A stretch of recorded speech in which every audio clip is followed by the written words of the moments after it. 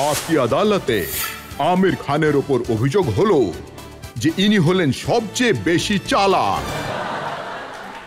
আমির, আমরা আপনার ব্যাপারে এখনো অবধি ভালো ভালো কথা বলেছি, ভালো ভালো সিনেমার কথা বলেছি। এবার যদি মুম্বাইয়ের ভাষায় বলি তাহলে বলে না যে ও যেরকম দেখতে তেমন নয়, ও খুবই চালু। দেখুন, আপনি কখনো বলেন আমি পাগল, আবার কখনো আপনি বলছেন আমি চালু। আমি আপনাকে উদাহরণ হ্যাঁ, দিচ্ছি। বলুন। সদ্য রেস রিলিজ হয়েছে, যেখানে সৈফ ছিলেন, করিনা ছিলেন। আপনি ওই সিনেমার প্রিমিয়ারে গিয়েছিলেন, আর প্রথমবার আপনার ওই গজনীর লুক লোকজন দেখতে পেয়েছে।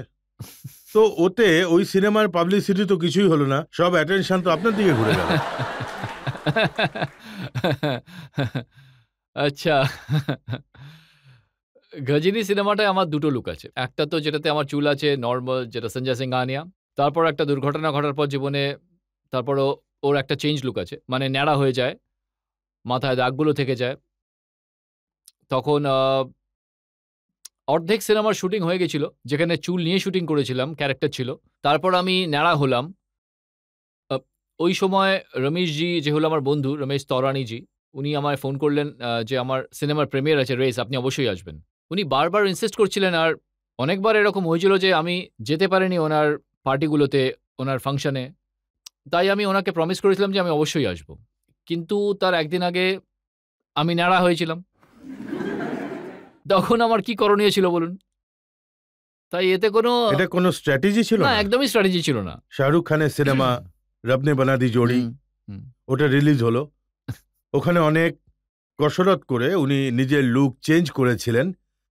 যখন লোকেরা ওই সিনেমাটা দেখতে পৌঁছলো, তখন প্রত্যেকটা হলের বাইরে আমির খানের বড় কাট আউট লাগানো ছিল, যেখানে আপনার ওই ন্যাড়া মাথার ছবি ছিল। লোকেরা রব নে বানা দি জোড়ি ভুলে গেল, আর ওই ক্যারেক্টারটা মনে রাখলো। গজনীতে একটা পার্টিকুলার লুক ছিল আমার, আর এটা প্রত্যেকটা সিনেমা আমরা করতে পারবো না, ওই সিনেমাটাতেই করতে পারবো। তখন আমরা ভাবলাম যে সারা ভারতে যত মাল্টিপ্লেক্স রয়েছে, ওদের সঙ্গে আমরা এই ডিলটা করব যে ওদের যত আশার্স আছে, ক্যান্টিনের লোকজন আছে, যত স্টাফ আছে, প্রত্যেকটা মাল্টিপ্লেক্সে 40-50 জন স্টাফ থাকে, কখনো বেশিও থাকে। তো ওরা গজনীর লুকটা বানাক, চুল টুল শেভ করুক, আর ওই স্কার, 2-3টে স্কার যেগুলো ছিল সেগুলো করুক। তাই ওটা করলে একরকমের একটা পোস্টার হয়ে যাবে আমাদের, যদি আপনি সেটা দেখেন। আমাদের ট্রেলার যেটা আছে, মানে মাল্টিপ্লেক্সের স্টাফ যারা ছিল তারা ট্রেলার হয়ে গেল। ওটা একটা ভালো নভেল কনসেপ্ট ছিল, যেদিকেই আপনি দেখবেন আপনি গজনী দেখতে পাবেন। তো এটা একটা আইডিয়া ছিল যেটা আমরা ভেবেছিলাম ভালো আইডিয়া, আর এটা করাও উচিত।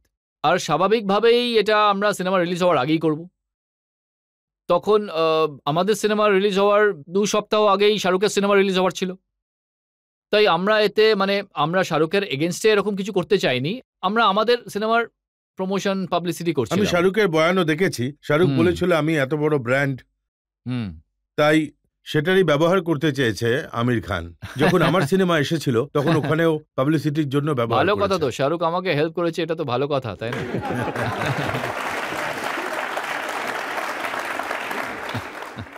আপনি আজ বলছেন যে উনি আপনাকে হেল্প করে ভালো কাজ করেছেন, কিন্তু আপনি আপনার ব্লগে কি লিখেছিলেন এটা আমি একটু পড়ে শোনাতে চাই সকলকে। আরে বাবা রে, না না, ওটা পড়বেন না। আমির খান নিজে ব্লগে লিখেছিলেন, যশ সাহেব আপনিও শুনুন আর জনগণও শুনুক। আমি একটা গাছের নিচে আমার মা আর জুনেদের সঙ্গে বসে গেম খেলছি, আর শাহরুখ আমার পায়ের পাতা চাটছে। মাঝে মাঝে আমি শাহরুখকে বিস্কিট খাওয়াচ্ছি। এর থেকে বেশি আমি আর কি চাইবো? বাবা,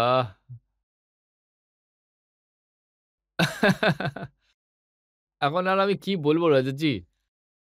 সত্যি কথা বলতে এটা একটা মজা ছিল। আর শাহরুখ আর আমার মধ্যে, মানে শাহরুখ প্রায় ফিল্মফেয়ার নাইটে আর যত এরকম শোজ হয়, অ্যাওয়ার্ড শোগুলোতে, তো প্রায়ই আমাকে নিয়েও মজা করে।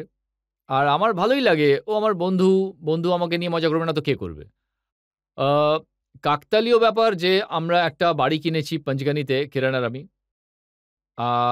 আর ওই বাড়িতে যারা কেয়ারটেকার আছে, যারা গত 20 বছর ধরে ওখানে কাজ করছিল, আনন্দীবাই আর বাবু, ওরাও চাইছিল যে ওরা, যেহেতু আমরা ওনার হয়ে গিয়েছিলাম, তাই ওরাও আমাদের সঙ্গে থাকতে চেয়েছিল, তাই আমরাও খুশি ছিলাম যে ওরা আমাদের সঙ্গে থাকবে। আর ওদের একটা কুকুর ছিল যার নাম ছিল শাহরুখ। এবার আমি কি করব?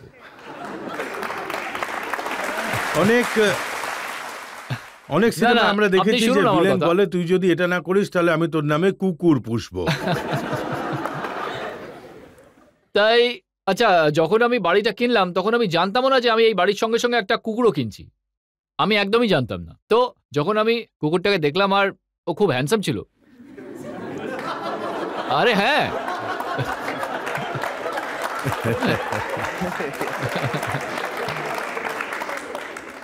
আপনারা হয়তো ভাবছেন আমি ইয়ার্কি মারছি, আমি কিন্তু সত্যি বলছি।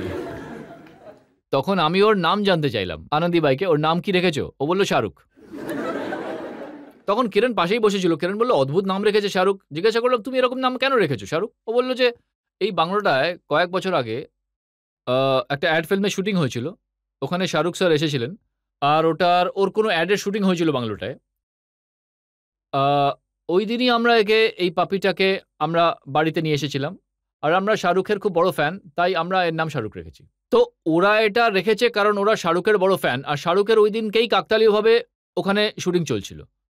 কিন্তু তখন কিরণ আমাকে বলল যে আমের এটা ভালো দেখায় না, আমরা ওকে শাহরুখ বলবো না, ওকে শাকি বলে ডাকবো। কিন্তু আপনি বিশ্বাস করবেন না, ওই দিন থেকে আজ পর্যন্ত আমরা কিরণ আর আমি ওকে শাকি বলেই ডাকি, শাহরুখ বলি না। কিন্তু ব্লগের কথায় আসছি আমি।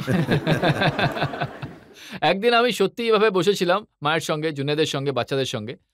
তখন আমি বললাম আমি শাহরুখের ব্যাপারে কিছু লিখি, তাহলে শাহরুখ সেটা পড়ে হাসবে, ও আনন্দভাবে হাসবে, কারণ ও এত মজা করে আমাকে নিয়ে। ওর নিশ্চয়ই মনে হয় যে আমের এখনো পর্যন্ত আমাকে নিয়ে কোনো মজা করেনি, ভালো দেখায় না। তাই আমি মজা করলাম। আর আমার মনে শাহরুখের জন্য কিন্তু যথেষ্ট সম্মান আছে, রিগার্ডস আছে, রেসপেক্ট আছে। এটা কোনো ইয়ার্কি নয়। এমন রিগার্ড, রেসপেক্ট আছে যে আপনি পাবলিকলি বলে দেন যে শাহরুখ খান নাম্বার 2, কিন্তু ও নিজেকে নাম্বার 1 মনে করে। না না, আমি কে হই ওকে নাম্বার 2 বলার? আসলে নাম্বারিং তো আমি করিই না। আমার কাছে আমার যে ফেভারিট স্টার আছে সেটা হলো দিলীপ কুমারজি, বচ্চন স্যার আছেন, নার্গিসজি আছেন। আমি এদের খুব বড় ফ্যান, তাই আমার কাছে নাম্বার 1 এনারাই থাকবেন। লতাজি নাম্বার 1 আমার কাছে, তাই আমার কাছে তো এনারাই নাম্বার 1। কিন্তু আমার কাছে আমি তো লিস্টেই নেই, একটা পুরো আমি নাম্বার 2তেও পড়ি না। আমার কাছে একটা লম্বা রিসার্চ আছে। আপনি শাহরুখের ব্যাপারে কি বলেছেন, শাহরুখ আপনার ব্যাপারে কি বলেছেন, আর গত কয়েক মাস ধরে এই ব্যাপারটা একটানা চলে আসছে। আসলে যখন আমাদের দুজনের সিনেমা একসঙ্গে এলো, রব নে বানা দি জোড়ি আর গজনী, 2 সপ্তাহের ব্যবধান ছিল ওগুলো রিলিজ ডেটের মধ্যে। তখন ওই সময় মিডিয়াতে শাহরুখও ইন্টারভিউ দিচ্ছিল, আমিও ইন্টারভিউ দিচ্ছিলাম। তাই আমার মনে হয় এটা ওই সময়েরই কথা। ওই সময়েরই আপনি বলেছিলেন যে ওনার মার্কেটিং স্কিল নেই। না না না না, আমি এটা বলিনি। আমি অ্যাকচুয়ালি আপনাকে বলি, গত 20 বছর ধরে আমি কখনো শাহরুখকে নিয়ে কমেন্টই করিনি, কোনোদিন করিনি। কিন্তু শাহরুখ প্রায় সময়ই আমাকে নিয়ে অনেক কিছু বলেছে, আমি কখনো উত্তরও দিইনি। কাকতালীয়ভাবে আমাদের দুজনের সিনেমা একই সময় বেরিয়েছিল, তাই মিডিয়া ওকেও প্রশ্ন জিজ্ঞাসা করেছিল, আমাকেও করেছিল। কিন্তু ও প্রায় সময় এভাবে আগেও অনেক কিছু আমার ব্যাপারে বলেছে, সেবারও আমার ব্যাপারে বলা শুরু করলো। তাই এবার আমার মনে হয়েছে যে এবার একটা উত্তর দেওয়া উচিত, তাই আমি উত্তর দিয়েছি। ভালো উত্তর দিয়েছেন আপনি। এবার যেটা আমার সত্যি মনে হয়েছে আমি উত্তর দিয়েছি, কিন্তু আমি ওকে কখনো নাম্বার 2 বলিনি। আপনি এটা বলেছিলেন যে উনি নাম্বার 1 নন। না, আমি এটা কখনো বলিনি, আমি এটা বলিনি। আমি বলেছি যে ভাই আমার কাছে সচিন তেন্ডুলকর নাম্বার 1। আজ পর্যন্ত তো আমি ওকে কখনো বলতে শুনিনি যে আমি নাম্বার 1।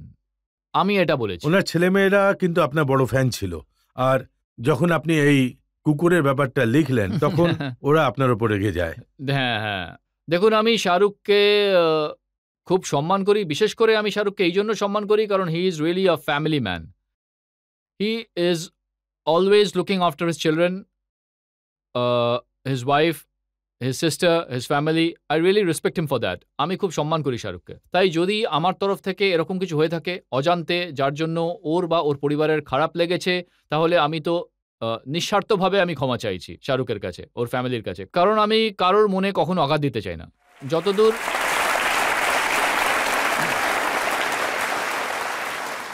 দেখুন, আপনি আমেরিকা থেকে ফিরছিলেন, হ্যাঁ, আর যখন ফিরলেন তখন আপনাকে জিজ্ঞাসা করা হলো, আপনার তল্লাশি নেওয়া হলো, আপনি বললেন তল্লাশি কেন করা হলো, আমি তো ইডিয়েট। আর তার সাথে এটাও জুড়ে দিলেন যে দেখুন, আপনারা মিডিয়ার লোকেরা তো আমাদের প্রথমে প্রশ্ন করেন, তারপর যখন আমরা উত্তর দিই তখন আমাদের কথা শোনান।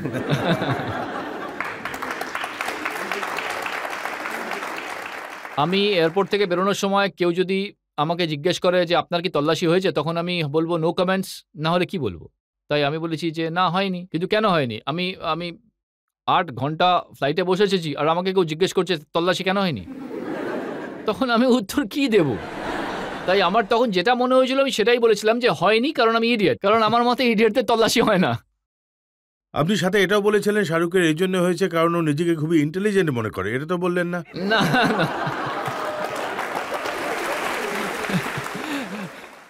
আমার মনে হয় এটা আপনার মনের কথা, যেটা আপনি বলছেন। এই কথাটা সত্যি যে আপনি আগে কখনো মজা করতেন না, আগে কখনো রিয়াক্ট করতেন না, আর যখন এসব ব্যাপার শুরু হলো তখন এটা শুধু শাহরুখ অব্দি সীমাবদ্ধ ছিল না।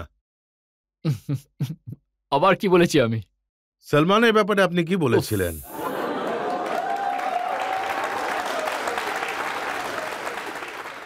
কি বললাম আমি সলমানের ব্যাপারে? জানতে পেরেছি যে আপনার যে ভাইপো আছে, ওনার যে সিনেমাটা বেরিয়েছে যেখানে আপনি মেন সূত্রধার ছিলেন, ওখানে আপনি একটা গান লিখিয়েছিলেন। ওই গানটা হলো হ্যাঁ ম্যাসকুলার, ভেরি ম্যাসকুলার, হ্যাঁ পপুলার, ভেরি পপুলার। এগুলো সব সলমানের ব্যাপারে। তারপর ওতে আপনি লিখিয়েছিলেন যে पप्पू दिखने में अंग्रेज है, पप्पू की गाड़ी तेज है, पप्पू कुड़ियों में क्रेज है, আর তারপর আপনি বলেছিলেন बट पप्पू कांट डांस आला।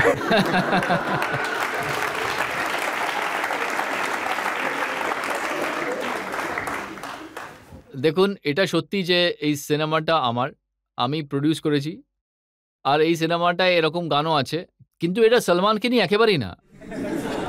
আমি তো আমি এটাই বলি কেন- শুনেছি যে ওই গানটা আসলে আপনি লিখেছিলেন আর সলমানের জন্যই লিখেছিলেন। না, না, এটা তো লিখেছে আব্বাস। আর আমি বলবো এই কথাটা যে কেন সত্যি নয় সেটা আমি বলছি, কারণ সলমান খুব ভালো নাচে। আমি কি কিছু ভুল বলছি? তাই সলমানের যে কোয়ালিটিগুলো আপনি পড়লেন, যে ও খুব ক্রেজ, মেয়েদের মধ্যে ক্রেজ আচ্ছা, আছে, বাকি তো ঠিকই আছে। সবগুলো একদম কারেক্ট। মানে ওকে ইংরেজদের মতো দেখতে, এটা করে, ও ওটা করে, সবগুলো, কিন্তু ডান্সটাও কিন্তু ও খুব ভালো করে। তাই পাপ্পু সলমান হতেই পারে না। আচ্ছা, 3 ইডিয়টস ফিল্মটা তো এখনো রিলিজ হ্যাঁ, হয়নি।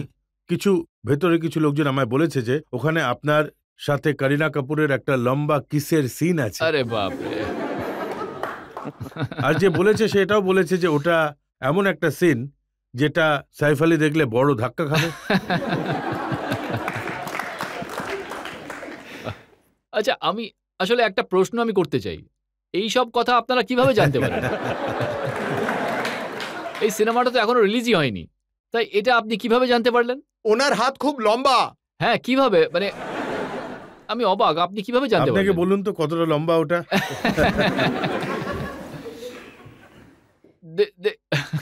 দেখুন, আপনি যখন সিনেমাটা দেখবেন তখনই জানতে পারবেন। টাইম তো আর আমি দেখিনি ওই সময়। কিন্তু একটা রোমান্টিক মোমেন্ট, ওটা খুব ভালো। কিন্তু এটা আপনি কি করে জানতে পারলেন বলুন? সিনেমাটা তো এখন রিলিজই হয়নি। এটা কি সত্যি যে এটা এমন একটা স্টান্ট যেটা ওনার যে সিনেমাটা আছে কুরবান, এটাকেই কুরবান করে দেবে? না, না, না, না। বরং স্টান্ট একেবারেই নয়। যদি স্টান্ট হতো তাহলে আমাদের সিনেমার প্রোমোতে আপনি এটা দেখতে পেতেন। প্রোমোতে আপনি কোথাও এটা দেখতে পাচ্ছেন না। আপনি এই প্রশ্নটা করলেন বলে ব্যাপারটা সামনে এলো। আর আপনি ভাবছেন যে সে কে, আর যে আমি এটা লিক ভাবছি কে করেছে? লিক করেছে এটা? আমি কাকে গিয়ে ধরবো? কারণ এটা আমাদের প্ল্যানের মধ্যে, মানে আমাদের প্ল্যানের মধ্যেই ছিল না। কারণ এটা আমাদের সিনেমার সেলিং পয়েন্টই নয়। আমরা যে সিনেমাটা বানিয়েছি, আমরা তো এইসব জিনিস দিয়ে আমাদের সিনেমার ব্যবসা করি না, বা লোকজনদেরকে ডেকে এইসব নিয়ে প্রচারও করি না। আমাদের সিনেমায় যা রয়েছে সেটার গল্পটাই খুবই ভালো। এটাই আমি মনে করি। এটার যে ইউনিক পয়েন্ট আছে সিনেমাটায়, সেটাই এর গল্প। এত ভালো গল্পটা। আর রাজু, উনি যে ধরনের ডিরেক্টর, উনার বিশেষত্ব হলো এটা যে উনি আপনাকে এন্টারটেইন করেন, তার সঙ্গে সঙ্গে এনরিচও করেন। মানে হলো সেটা দেখে আপনি আনন্দ পাবেন আর কিছু শিখতেও পারবেন সিনেমাটা থেকে। যেমন উনি বানিয়েছিলেন গান্ধীগিরি, মুন্না ভাই, লাগে রহো মুন্না ভাই, MBBS। তাই এই সিনেমাতেও আমার মনে হয় উনি এমন গল্প লিখেছেন যেটা দেখে আমরা আনন্দ পাবো। এন্টারটেনও হব আমরা, আর তার সাথে সাথে আমরা কোনো বিশেষ একটা জিনিস শিখতেও পাবো। আমরা অপেক্ষা করব ওই ফিল্মটার জন্য, আর এটাও দেখব যে ওই সিনটা কতক্ষণের হবে।